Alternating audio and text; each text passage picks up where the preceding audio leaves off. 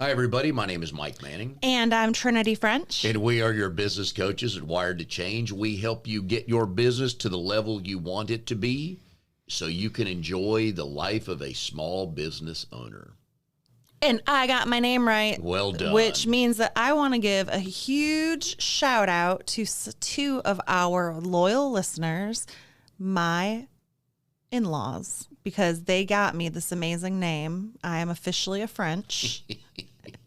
And I was so excited to know that Donna and Rick listen to all of our podcasts. Oh, cool. Hi, Donna. Hi, Rick. They listen across the country when they're traveling. So I'm going to go back and look and see if we had any people pop up in Indiana, because if so, that was them. Yeah, they could have been. Yeah. Okay. I'll go back and look. Yeah. So we appreciate the support, Donna and Rick. It's nice to meet you at the wedding, and you have a wonderful son, Scott. And I appreciate that they are small business owners and that they can give us good advice and feedback on the topics and what they want to hear on the podcast. Cool. Well, next time they're on their motorhome through Raleigh, we'd have them on the show, right? That would be amazing.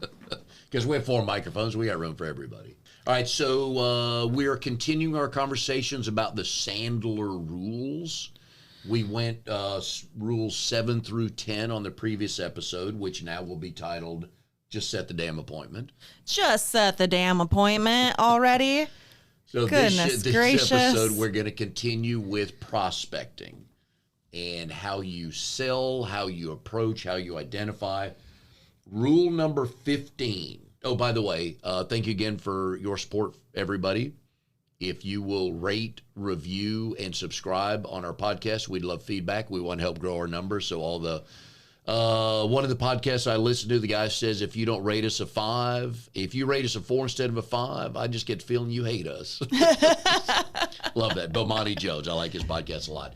We did not mention our next event. We did not. And I don't want anyone to hate us. So if there's any reason whatsoever you might rate us something other than a 5, please send me an email first, because I promise that we will address the issues and make it better. Are we not funny enough? Are we not good looking enough? We'll fix all these things. Plastic surgery is well within reach. I'm too old to have that. But if you don't give us a 5 and you send us a note why, if you tell us not to use your name, we'll actually be nice not to. But if you did not give us a 5, we'd love for you to own your name and tell everybody why you didn't give us a 5. So far, we're at all 5s, We're right? doing fine. Yeah, Yes, we're doing 5. So, we're doing highs and 5s. Yeah, there you go. I like that. That's Trinity at her pun best. Oh, yes.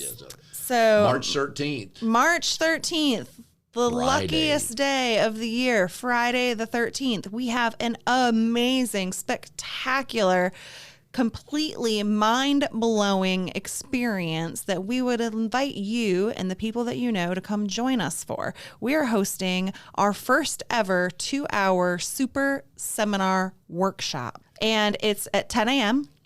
till 12 p.m. And the name of it is Seeing 2020, because everybody wants to be able to see the year in perfect vision, and we're going to help you get there.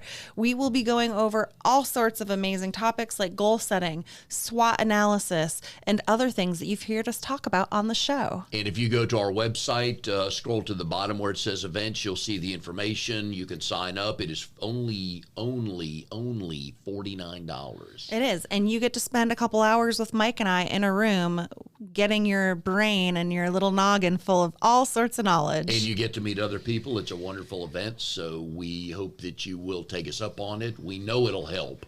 We know it'll help whether you're just starting or kind of at that stage where, I need a little shot of espresso.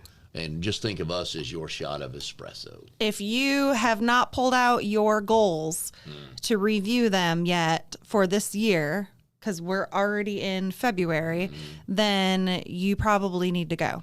If you didn't set any goals at the end of the year or the beginning of the year, you probably need to go.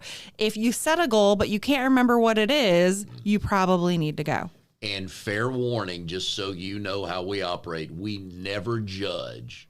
We slightly mock, but we never judge anybody. We are judgment free. If you did not set your goals yet, you'll never hear a bad word from us, but we'll have a little fun on people that didn't set enough goals or a goal. But anyways, go to our website, wiredtochange.com, and find out all the specifics on that. We'd love to see you there. Number 15, the best presentation you will ever give, the prospect will never see. And that kind of goes back to our previous episode of the conversation you have with somebody at a networking event when you are just curiously and honestly asking them questions about their business.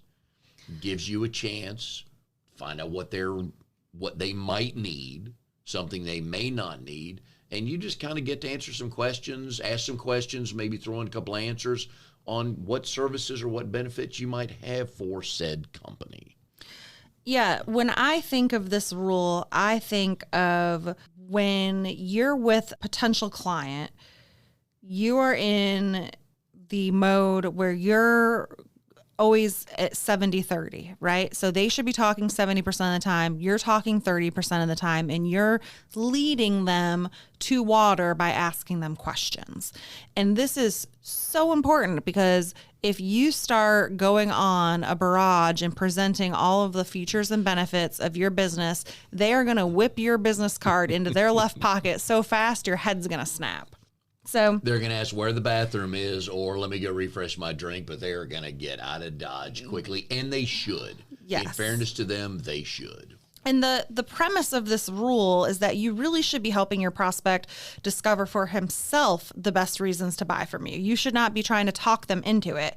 And how does that happen? Well, it happens by you asking powerful questions that educate them and lead them to that discovery. For example, when I'm talking with somebody and I want to get them talking about real estate, I call it targeted chit chat. Mm-hmm. So whatever your industry is, what I like to do is I start asking them about where they live and what they think about the housing market. And I just start asking them real estate related questions because eventually they're going to ask me what I do. And I'm going to say, oh, well, the reason I'm so interested is because I'm a real estate agent and I'm always doing market research. And people love that. And they eat it up. All of our wonderful listeners out there, we don't know most of you, but we know you got an opinion.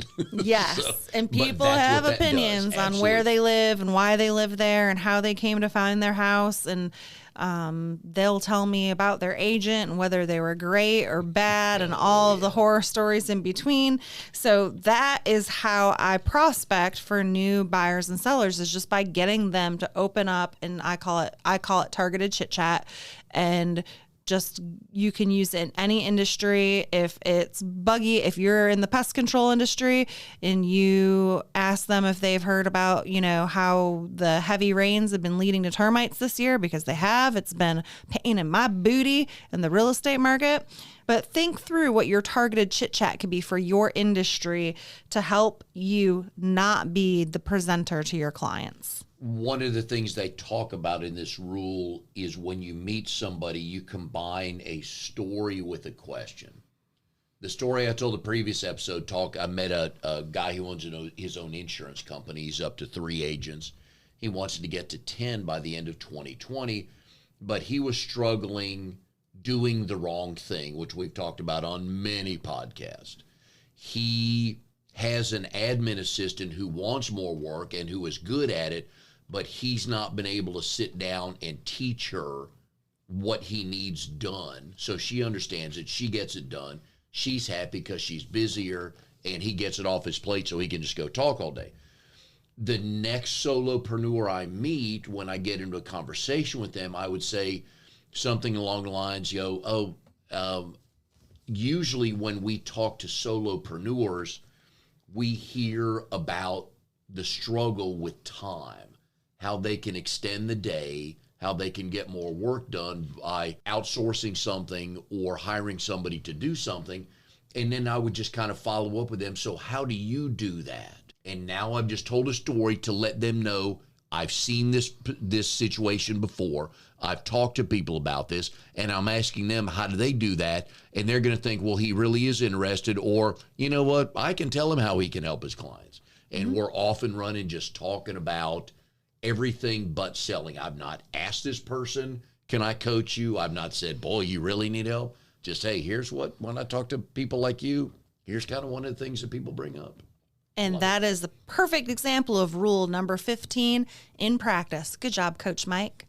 You have earned your golden whistle today. So they get to hear my presentation before we set the appointment, before they come to one of our seminars, and they don't even know they're getting a presentation. And this has been done to you as well. We just don't know it, that people we've been talking to before were getting their presentation, but it's in the form of an actual conversation. How about number 16? And for those of you that are just tuning in, we are going through a few of the Sandler selling system rules out of a book called The Sandler Rules, 49 Timeless Selling Principles and How to Apply Them.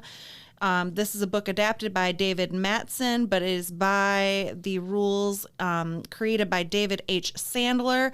He was a sales guru who came up with a sales methodology that was developed back in the 60s. And we just covered rule number 15, and we're moving on to rule number 16. Number 16. There you go. This is one of the books that Trinity has talked about. She's used this way more than I have, and she's taught on this and trained on this, and now I know why. So it's like crack, isn't it? It is, yeah. It's so good. It is so good. Rule number 16, never ask for the order. Make the prospect give up. Now, it's not what it's like a husband line. Honey, that's not what I meant. Okay? So let me explain to you what this means. Are you going to mansplain? Yes, I'm going to. Great. You shouldn't have to, as Sandler says, you shouldn't have to ask for the order, because then it's not a mutual decision. Making the prospect give up does not mean pressuring them. What you are helping them give up is their search for a solution to their problem, because during the conversation, you've asked them enough questions, they've talked about their issues, you've been able to offer suggestions here and there without selling, and they realize that, you know what, that is what I've been looking for, whether it's a product or a service to make their business better. So you're not pressuring them into saying, fine, I'll take it. You're actually getting them to give up their search for anybody else, because you've been able to show how you can solve their problem. Not that you have the best product, not that you're the best salesman, but you've shown them how you can solve their problem. I love this rule.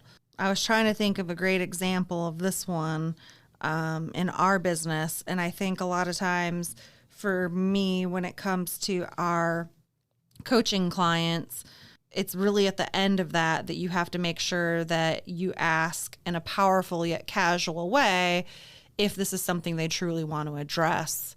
Mm-hmm. And to do it in such a way that it's very matter of fact, but also allows them to be on your team as a partner, not an adversarial relationship. If you're explaining to them or showing them through a conversation how your product or service can actually solve their problem, and they give you anything along the lines of, boy, that would really help me, one of your answers back to them is, okay, so how do we get started on this, or where do we go from here? But you built up the trust and the rapport at that time because they've told you, boy, that would really help, instead of you telling them, hey, this would help you, because they don't want to be sold. They do not. Nobody wants to be sold to, but everybody wants to buy. Oh, yes. Making the prospect give. Okay, so number 17, my thought is on the next point, not this last point. Okay. You good on 16? So, yes. Okay. Number 17. Love this one. This one is just so full of great content. Rule number 17 is the professional does what he did as a dummy on purpose. Let's unpack that for our listeners. All right. So I meet Trinity, and I'm selling a product in the real estate world. Pick something that might approach a realtor to sell you on. You're a photographer. Okay, I'm a photographer. So we get talking. So Trinity, so what do you do? And you tell me you're a realtor, and I would ask, how long you've been doing this? Do you enjoy it? Just to kind of get to know you, because I'm just a curious person. So we get talking a little bit more, and you get talking about, the split on the house and this I would say I would get to an example of the last house you sold, because I like specifics. That I like the story on that. and you would have said something along the lines of, oh, the other realtor, it was a struggle agreeing on the split. And I would go, a split? Really? So each agent gets a portion of the sales. How does that work? Well, I know how it works. It's generally 6%, give or take, and then it's 3 on one side, 2.5 on the, however that works out. But I know that, but I want you to keep talking. I want to hear more about your business because you're getting to where I want you to get to talk about how I might be able to help you, not sell, but how I might be able to help you. So I would throw in those questions. Well, split, I thought it was a state rule that said it's 3% on both sides. I know it's not because I've learned that from you. Yes. So that's where you ask those questions. It's like a lawyer. You've seen enough shows with lawyers. You never ask you shouldn't ask a question you don't know an answer to, but you just can play real dumb on, oh, I didn't know you had to put every house in MLS. Ooh, that must be a pain listing all those. Mm-hmm. That is a really good example of when you think about a brand new salesperson, they always hit the sales floor or the sales phones or whatever, and they have all these really rapid early success. And that's because they are not so saddled down with product knowledge that they're inundating their potential prospect with too much information. They don't know enough. They haven't been through all the sales training yet. So all they're out there doing is asking questions and getting to know their prospect. And because of their natural curiosity and wanting to find out more about that person, they're actually closing more sales. So when you're out and you're an expert in your field, you want to actually scale back some of your expertise and stop from verbally barfing on your potential clients and prospects, and know that it's okay to ask dumb questions of them, because to them, they're not dumb questions. Right. They don't know any better. Right. It allows them to talk about their business or talk about themselves.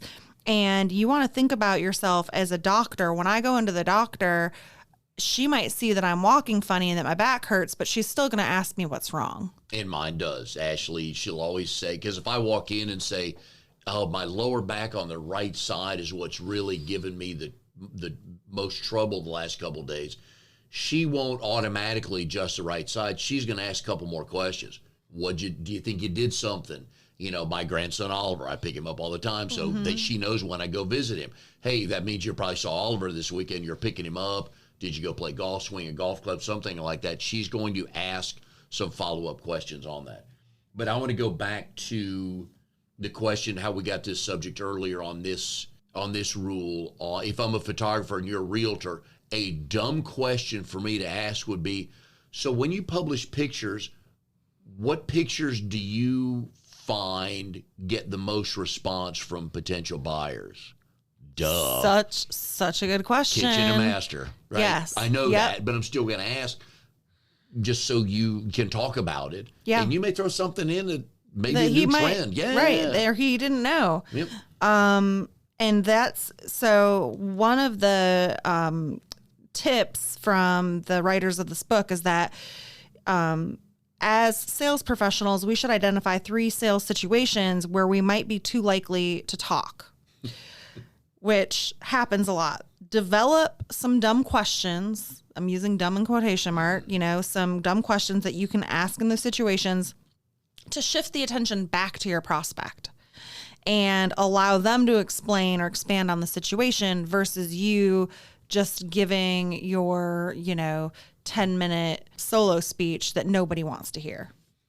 When I was attending one of my B&I, we talk often about B&I, Business Networking International. I'm a consulting director for Triangle B&I, and I was at one of my chapters today. I was talking with the mortgage broker in the chapter, and I kind of knew this answer because I've talked to enough mortgage brokers about it. We're mid to late February. This is an election year. And I asked every one of them, do you have any concerns with 2020 being an election year? Because I want to know what they're going to say. And the last few that I've talked to have said, no, everything tells us things are going to remain the same despite the election coming in November. Okay. I kind of knew that answer because I've asked that to about 6 or 8 people the last month. But I want to know what he said. I wanted him to talk about it. He might offer me something more. So when I have another conversation with a mortgage broker, I might be able to add that in there. But it just got me a chance to learn. And it was like I said, I kind of knew the answer, but I asked him anyways. Good. Yeah. Always be asking questions. Oh, I love questions, yes, because everybody's got a story. Just good learning opportunity. So the moral of this rule is to always ask, that it's smart to ask dumb questions. Yes. Dumb yourself down, people. Let your prospect do the talking. And it is hard for me to stop talking. And if you know me well enough, that's been hard. I know. What? But I do obviously Trinity and I do 2 shows a week for this podcast. And I have another podcast for BNI where I, just for an hour, interview small business owners. And both of these have made me listen more. If you walk into a room where I'm the smartest guy in the room, you need to leave. You're in the wrong room. So I learned a bunch from you because you have different life experiences. You have different coaching and training than I've had. It's just really, really good to listen more. You'll be able to get your point across. And it may take 10 words instead of a minute explaining, we're the greatest company in the world. We sell the most of this. You'll learn real quick. It's like, I just did that with one of your competitors. Oh, really? And all I had to say was, we just, your biggest competitor, we just installed that for them. And that's all I needed to say instead of talking for a minute how we're the 3rd largest in the U.S. and the largest in North Carolina. Blah, blah. It's like Charlie Brown's teacher, right? Yep. If you grew up watching Charlie Brown's, like it. Wah, wah, wah, wah, wah.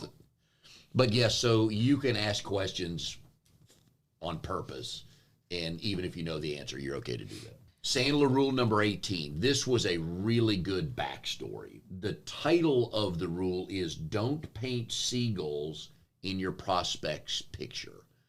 The story they tell on this. This is one of my favorite rules. Do you know the backstory on this? I'm going to let you share. Okay, all right. So there's this little girl in elementary school, and she was in art class one day, and she painted a picture. There was, I think it was water. I don't know if anything was around the water, but she painted the picture, and she was tickled pink with her picture. She handed it to the art teacher, and the art teacher said, you're missing one thing here on the right, and she painted in a seagull. And the little girl was not happy. So the little girl went home, showed her parents the picture, and her parents are like, they didn't know she didn't. First of all, they didn't know she did not paint the seagull in there. So they said, wow, this is a wonderful picture. We love this. And the little girl was not happy. And the dad finally asked her, why are you not happy? She said, I didn't paint the seagull in there. And this actually went to court because the dad was not happy with the school and the teacher's response. And they asked the teacher why she did that. And the teacher goes, she just needed that in there. And they asked the girl why she didn't paint the seagull in there. And the girl's answer was, because I didn't see the seagull in the picture. And that's what they talk about. Don't add something that your client may not, it's not a factor in their life. It's not a part of their life. They don't need it. They didn't think about it. Let them tell you their story. I thought that was cool. It is. And to relate that to business, if you are with a prospect or with a client and there is something that could come up as an objection, you don't want to be painting those seagulls in your client's picture because they didn't have it there in the first place. So the best part is to keep your mouth shut and pay attention, listen, and ask really powerful questions, and don't get in your client's way by adding in your own items that they hadn't really thought of in the first place. When my brother and I started our pest control business, I started with the always reliable Ford Ranger truck. That's all I needed, and I took it to a mechanic one day, look at it, he goes, oh yeah, Ranger danger, I love these trucks, they go on forever, which was good to hear. But if somebody come up to me and said, pest control, you probably need a bigger truck. I'm good right now, we're just starting out. I may learn in 6 months I need a bigger truck, which I did, but not at that moment. So I didn't need that in my life, but they may not have ever asked me, so how's this truck working for you? Which I would have said, fine for what I need right now. So don't assume because you sell a product or service that your potential client needs that. Yeah. I was just thinking that this is something that I try really hard not to do, especially when I'm helping somebody buy a house, because they might be looking at a house that to me isn't something that I would want to live in because it's missing, the backyard, or it's missing something that to me is really important. So I have to differentiate in my mind their picture of what the perfect house is from what my picture of a perfect house is. You might have it's really, really difficult because there's so many times I want to put in my 2 cents and I just have to bite my tongue and realize that this is their house. It's what they want. It's how they live their lives, the different hobbies that they have that might be different than mine. But it's like I have to just mentally snap that paintbrush right in half and say, Trinity, do not start putting something in their picture that wasn't there to begin with. You may have the coolest, they may have given you 10 things they wanted. They didn't tell you they didn't want a 2-story, but the 2-story had everything else, location, price, everything they wanted. And you went to show them the 2-story thinking, well, it's got this, this, this, and you never bothered to ask, first of all, do you want a ranch or a 2-story? And they would have told, Becky and I would have told you, we need a ranch because I've got a bad back and she's got a bad hip. Yep. We don't need to climb upstairs. But you would have spent hours researching that, thinking like, oh, well, they'll love this if they want, 2,200 square feet and this, and this school district or this location or whatever, At the time, it sounded like a good idea to you because it was exactly what I put down on paper, right? Can't paint those seagulls in the pictures. No. So that's, again, this goes back to the point why you should just be listening, because then you'll know what the client needs, or at least get them to talk about, hey, where's a growth area for you? It's like, oh, I need to hire 2 more people, or I need a bigger office, or I need new equipment. That gets you an opportunity to show them how you can solve a problem for them. But you would have never known that if you automatically said, oh, well, I've got new office space here. You're going to love this new park. It's right in the middle of everywhere. Everything's happening right here. And they're like, no, I don't need 2,400 square feet. I'm good with my 1,300 square feet. To kind of dumb this down a little bit, seagulls, if you think about them, they're aspects of your product or service for which the prospect has not yet expressed any need or interest. I'm thinking about when I just joined Trunk Club. Do you know what that is? So it's like a service where Is that a secret it's a service where I have a personal stylist and he helps pick out clothes based off a profile that I selected, and he sends me these clothes from Nordstrom's, and then I get to try them on at home and decide whether or not I like the clothes. Can you wear any of those to Walmart on a Saturday? No, these are nice clothes. That goes for back work to another and stuff. episode. But anyways, so okay. If you introduce seagulls before determining if the prospect has discovered the benefit of them, they're going to provide us with a reason to reject the offering. And it's so important because, and the gentleman that's helping me with Trunk Club did a really good job at first of asking me questions. And one of the things that I told him that I was very adamant about not wanting was any head to toe, like animal print. And what did he send me? A dress with all animal print. That to me is just too much print. I don't mind a flashy pair of shoes or a cuff or something that gives me a little bling, but head to toe dress and animal print, that's not me. Yeah. I'm wearing head to toe black right now. Like literally everything on my body is black. So yeah. When my brother and I started our commercial cleaning company, it was home based. Didn't have an office. We were never going to get an office. He worked out of his house. I worked out of my house. Easy to do.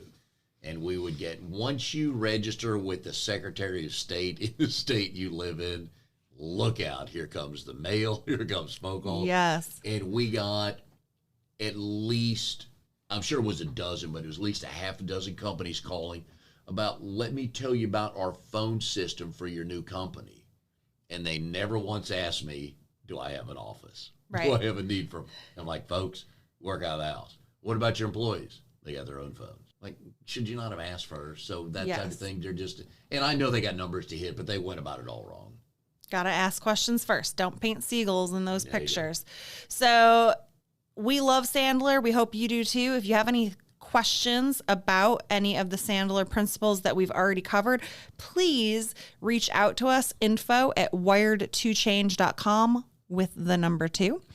If you have any suggestions for future podcast topics that you would love to hear, you can find us online. You can send us a message on Snapchat. You can send us a message on... Don't make me do Snapchat. Oh, yeah. Dr. Steph gets me doing that. And it's not made for me. Instagram, Facebook, Okay, that's LinkedIn. better, yeah. We are on all of the Just platforms, text me. every single one of them. Area code 386-405-7156. Just text me. I don't want to do Snapchat. I think everyone listening should send Coach Mike a Snapchat. Be more than happy to text you back. Yes, that I would do. I can handle But texting. we would love if you gave us some feedback, because that is how we are going to continue to grow and get better as podcasters. And also that's how we get better for our clients in our business coaching. Yeah, so go to our website, check out our event on Friday the 13th, which tells you we ain't scared of nothing. We'll have a sales event on Friday the 13th. We don't care because we know we can help you. Please rate, review, and subscribe on our podcast. Tell your friends. Help us grow our numbers. And we will see you next time on our Wired to Change podcast.